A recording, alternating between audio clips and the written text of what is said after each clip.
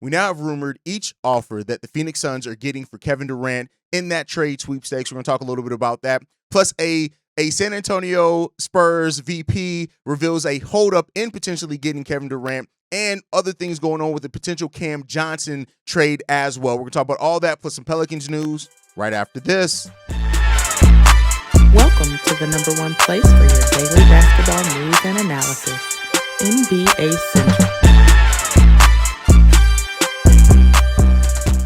What's going on, basketball fans? Welcome to another episode of NBA Central, your number one spot for everything basketball related. I'm the host, there, Hayes, but more importantly, you guys can follow the channel at Bull Central Pod on every social media platform we happen to be on. With that said, let's go ahead and get into this content for today, y'all. And so we now have rumored each offer that each team is making for Kevin Durant in that trade sweepstakes from the Rockets and other teams. And we'll just go by that one by one and see which team is putting forth the best effort and reportedly what are the hang-up in each one of those trades happening. When you look at it, first, the Houston Rockets are reportedly offering a package built around Jalen Green, Jabari Smith, and the number 10 overall pick. But reportedly, the Phoenix Suns have no interest in acquiring Jalen Green. Jalen Green is the holdup there. Now, it has been mentioned that teams like the Nets, the Hornets, and the Bulls could become a third team if the Suns do decide on the Houston Rockets trade package, that those teams could land Jalen Green and then another mix of another player would come back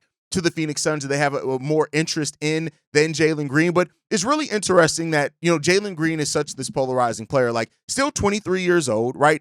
Going into his fifth year in the NBA, he's still a very young player, and that's averaged over 20 points per game. But it's the way that he scores. It's the inconsistency in which he scores. You look at him in the playoff series against the Golden State Warriors, he only averaged about 13 points per game. One of those games, he scored 38 points. So you take that game away, you're looking at him averaging 9, 10 points in a playoff series where your team needed you to score. Going into that series in the Phoenix Suns versus the Golden State Warriors, I said that it could come down to how many good Jalen Green games do you get. Not saying that he was the end-all, be-all, why they lost that series, but I think that was going to be an important part of that. How many good Jalen Green games do you get, and how does that help push you over? And he's just not a consistent player at this point of his career. Now, he's still young. You still can convince yourself that there's still a lot of development that Jalen Green can do, but reportedly with the Phoenix Suns prioritizing win-now players, that makes sense. Also, is there a fit between Jalen Green and Devin Booker? And keep in mind, Bradley Beal is still on this Phoenix Suns team as well, and he's not shaped up or looking to go anywhere because it's doubtful that he's going to waive his no-trade clause. So I think that comes down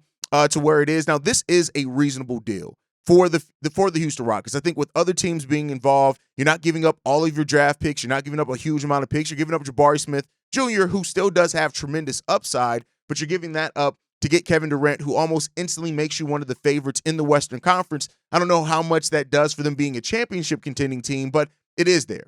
This is a solid trade. Again, the Phoenix Suns right now, one of the holdups in this is they don't want Jalen Green back. So if they decide on this offer, they would have to find a third team for Jalen Green. So let me know what you guys think on that one down below. Now, as far as the San Antonio Spurs offer, reportedly it's built around Devin Vassell, Keldon Johnson, Jeremy Sohan, and the 14th overall pick in this draft.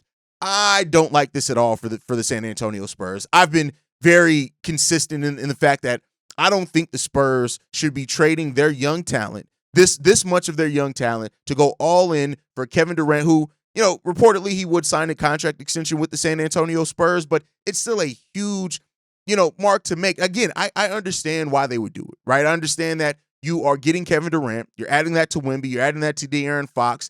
You have tons of young talent still on this team. Even after you do that trade, you're keeping Castle in that move as well. Like, you're doing some things that all make sense for you. And I don't want to take away from that. That makes a lot of sense for them. If they look at this and say, no, we want this window to be open now. We want Wemby to get this opportunity to continue to learn what playoff basketball is like early. I understand all of that. It just seems like you're giving up a lot of your young talent in this move to get Kevin Durant, who, at most is probably going to be there 3 years, probably at most if he signs a 2-year contract extension. So it's some question there. But there are the Spurs fans that look at this and say, no, they want the Spurs to go out and get a star. So, if that's the way that you view it, I guess this trade definitely gets that done. You're adding, Durant to Wemby and De'Aaron Fox. That'll probably be your big three at that point in time. You still got young players coming up in the wings as well. For the Suns, a team that's looking to reportedly get players that are win-now players, You get Devin Vassell and his three-point shooting that he brings there. You get Jeremy Sohan and his versatility that he brings there and all the different positions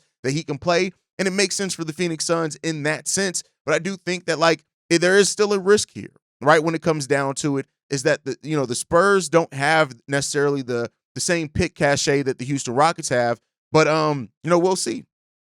We shall see. And it really depends on how you view that ceiling of that young talent that the Spurs still have on their roster. But hey, that reportedly is the offer from the San Antonio Spurs. Next up, the Miami Heat. The Miami Heat reportedly have Andrew Wiggins, Khalil Ware, Duncan Robinson, and the number 20 pick, as well as a future first rounder on the table for Kevin Durant. Now, this is a deal that I look at it and I'm like, will the Suns actually value this? I get it that Miami Heat is one of Kevin Durant's preferred destinations reportedly, but it's Wiggins. Khalil Ware has tremendous. I love Khalil Ware. I want to be clear there. I love Khalil Ware. And for the Phoenix Suns to get a young center like Khalil Ware, who can rim protect, who can run out in transition, I think his offensive upside is greater than what people were initially giving him coming into that draft selection. I think that is the crown jewel here. That and the 20th overall pick and a future first rounder. But again, reportedly, they don't necessarily value the picks as much as they do players that can put them in a win-now situation.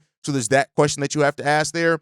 But we shall see. I think that the Miami Heat's offer here is probably one of the best offers that the Heat can make. I don't think it's the best offer that the Suns are going to get, but I think that this is the Heat putting forth their reported best offer to get that done. And we'll see. I think that, this brings a nice balance of shooting and some defense. You get that anchor in Khalil Ware to have there. Miami keeps Bam. They keep Tyler Hero. You add Kevin Durant to that. And I can see that being a mix that Pat Riley really likes. But there's still some questions there as far as how good that is going forward. But we shall see. And then lastly, the Minnesota Timberwolves. Reportedly, their offer is built around Rudy Gobert, Dante DiVincenzo, and Rob Dillingham. Now, this is a nice mix. I think that you get a center in Rudy Gobert, who, of course, is older, but he's a Defensive Player of the Year winner. You get Dante DiVincenzo, who brings that shooting as well, so some shooting defense there. And then you get an upside guy in Rob Dillingham, who could end up turning into a really good player over the course of time, and you could develop that. Again, it comes down to how much Phoenix values that young talent, whereas they're looking for pieces that can win with Devin Booker right now. But I do think that for the Minnesota Timberwolves, if you're able to get Kevin Durant in this move, you probably then turn around, keep Julius Randle. You may even keep Naz Reid. You may even keep Nickeil Alexander-Walker in this one and re-up all those guys. And, I like it. Of course, that comes down to, are the Suns willing to take on that big contract of Rudy Gobert, where they need a third team involved in something like that? But you have Dillingham, who could be the future of guard pairing with Devin Booker. And I think this is a solid enough deal. Again, much like the Miami Heat, I do think that this is probably the best deal that the Minnesota Timberwolves can really put forward. Would the Suns prioritize somebody like a Terrence Shannon Jr. as an older player, even though he's a second-year player, that maybe can pair, maybe something like that, maybe, right? But I think that that's what it comes down to in this one. These are all solid enough deals, but these are reportedly the best offers right now that the Suns have on the table from the three teams that Kevin Durant is interested in, and one in Minnesota that just wants Kevin Durant, and they may have the package that the Suns value back in that one. Let me know what you guys think on that down below. Now, with that said, there was something that was talked about from Kirk Goldsberry, who was a former San Antonio Spurs executive who talked about one of the hangups that could be there. He was on Zach Lowe's podcast. He talked about this. I know our friends in San Antonio think the price is too high. And in original discussions, including the number 2 pick and our Stephen Castle, are going very well on the Spurs end of the telephone. I can tell you that.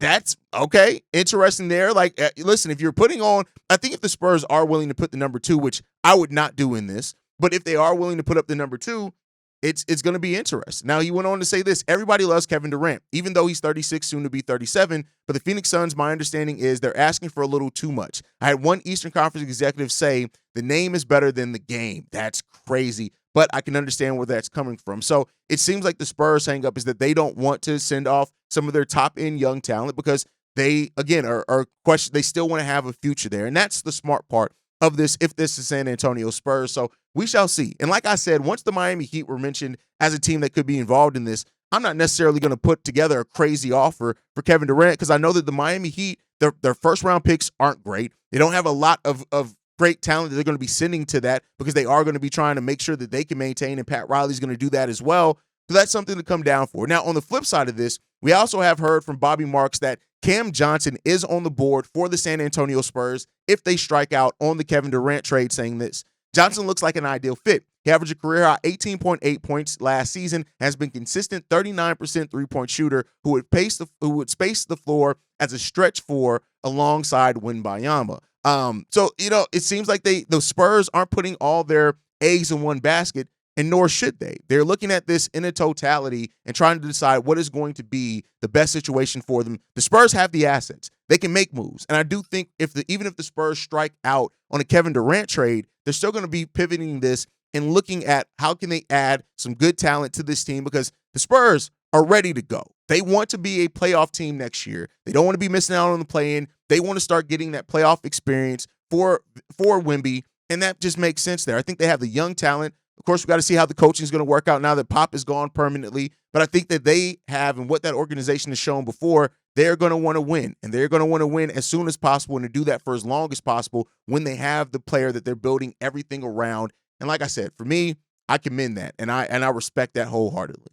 All right, last time before we get out of here, Dejounte Murray has spoken out in regards to the Pelicans, and he said this, man. It was a situation where, I got all these problems going on. I broke my hand. I'm recovering. My mom had a stroke, and one of my cousins got killed. Then my uncle overdosed. During all this, I'm not getting what I need in the organization. It's hard for me to get my training time. It's hard for me to get my lifts. It's hard for me to get my own court time. So you can only imagine where my mental was.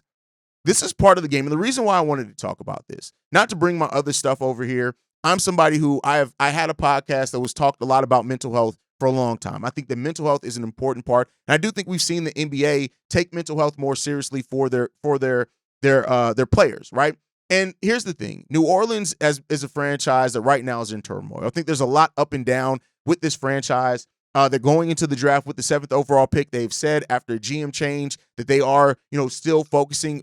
Zion Williamson still is the focal point of that team. That's all fine and dandy, right? But it seems like that this team throughout all of this has kind of lost its place in the team building, the relationship building, and the development aspect of what can help them get to that next level. And that's something that they're going to have to fix, shore up, and look at and all those type of things. But Dejounte Murray kind of speaking out that he did not feel supported by this organization during a dark time for him, hopefully is something that actually brings more awareness from that franchise on what they can do, what they need to do to help better support their players. If you're looking at pivoting towards development, if that's a place that you're looking to go and focus on, you have to support those players. Mentally, you have to support them. Physically, you have to make sure that you can check in and be where they are and help support that. And I'm not saying you have to babysit players. These are all grown men. Make no mistake about that.